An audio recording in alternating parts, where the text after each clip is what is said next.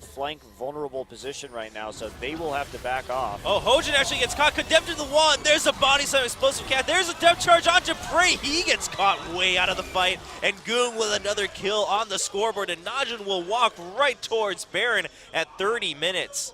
Prey's positioning this game has been really suspect. He's taken some trades and taken some deaths that he shouldn't have. He was trying to help out right there after Hojin got caught, but that's a huge Baron for Najin, who is looking like a much tighter team than we saw earlier this week when they fell to Anarchy and were kind of all over the place in terms of their play style. They were just really on top of, look at that combo. Hojin just has no chance in that situation.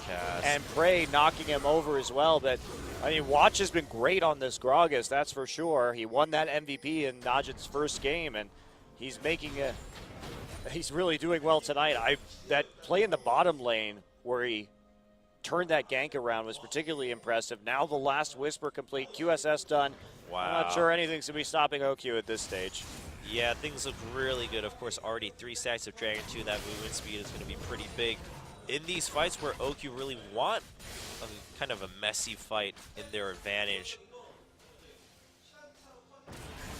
So like you said, KOO Tigers will need a lot more time, probably at least 10 or 15 more minutes to make something completely in their favor in game 1 of this series. Watch just going to tank that for a little bit, allowing Oki to take the tier 1 and bottom, widening that goal lead even more in favor of Najin. Yeah, Najin really showing up. Now they didn't have the staying power down the stretch after winning that first game with a similar composition of mid-assassin versus and Vayne when they played up against Anarchy. So see if the Tigers can bounce back a little bit, because I like their composition here, but there's been a lot of misplays, a lot of timing errors from the Tigers, just not very clean in terms of setting up ganks or communicating where Watch is on the map. Now the culling really not doing much against a already very tanky Watch, and Oki's just going to safely take that tier 2, and so is Duke in mid lane. Pressure in 2 lanes altogether here for Najin. Some pings in the top lane, so we'll see if a couple of the members of Najin rotate up there while the others keep up the pressure in mid, or if they'll just all move up there and push down towards that tier 2 while taking control of the jungle. Yeah, I think they just want to complete their conquest of the inner ring of turrets before moving further. Might as well play this one methodically. They do have this great advantage, and Goong actually going for a death cap. Been surprised about that one. Yeah, he did finish that after that big fight down in the bottom lane. Goong looking for a charm, not going to find it. Preferring that extra damage overall. Yeah, the thing about it, though, is with Spirit Rush, you have so many opportunities to proc that Luden's Echo multiple times over the course of a team fight, so it ends up being a pretty efficient item on Ahri. And here we go. Just moving all the waves up right now. OQ doing a little bit of split pushing. They have to answer with the Vlad, but it's nice that KOO at least does have an answer to a split pushing Vayne. Yeah, Prey, whoa, dashing forward, trying to just be confident in the fact that OQ needed some time to join up from that bottom lane so that Najin EM Fire was not looking for a full-on fight. And so Najin will just back off. They got some damage onto the tier 2 and top. They'll be able to revisit later. Here using that porous Scuttler as just a place to jump over the wall into the river. Yeah, they want to go for this 4th dragon right now. They want to put the timer on this game when they already have a substantial gold advantage.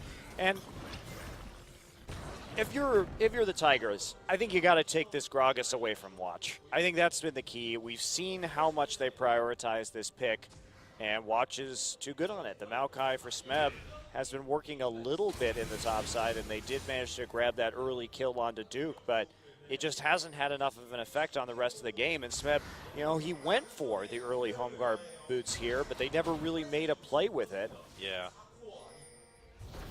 Never really had a need for it at all, given that Najin and Fire always taking the first step in these fights, and Najin coming in for an invade, but Prey will finish that pretty quickly. He does have a last Whisper himself on top of his other 2 items. So it's not that Prey is necessarily lacking in damage, although OQ is a BF sword ahead of him. Well, he's still going to have a hard time dealing with Duke. Duke is super tanky right now. going to get a little bit of lockdown into Smeb. He does get charmed, and he already had to use his ultimate. And oh, they're going to push him right back in with an explosive cask, and OQ's now here to start the damage on whoever's in front of him. He's going to now latch onto Hojin, and then KOO. KOO not able to stick to them. Meanwhile, Duke's going to keep Smeb zoned while Goong picks up a kill onto Gorilla, and OQ just chasing KOO down, not going to have an answer for that Vayne. Oh, there's the Zonias. But there's a tumble, and Watch just going to steal that under from OQ's nose, and Duke still just keeping Smeb at bay, but with way more health, and Watch just with a barrel from the side. Smeb is just healing with his passive right now, faster than Duke can actually damage him, so needs a little bit of a helping hand there to finish off the kill. Now they're going to get that Dragon number 4, going ahead and prioritizing that. OQ can solo push into the mid inhibitor at the moment. Only Hojin there to stop him. So pretty clean game from Najin right here, taking every single Dragon so far. And the Tigers not having too much of an answer to some of Watch's jungling, and Watch's really fantastic explosive casks over the course of this game. Yeah, 209 with some... Yeah, nearly 100% kill contribution. Taking a look at this one again. So Smeb gets caught out, then he gets isolated. This is exactly the kind of fight they need. Look, they punt the Vladimir out. He's been ghosting this entire time, and he only, at the very end, managed to get a few attacks down, but by that time he's alone with Vayne and a whole boatload of crowd control in the back line.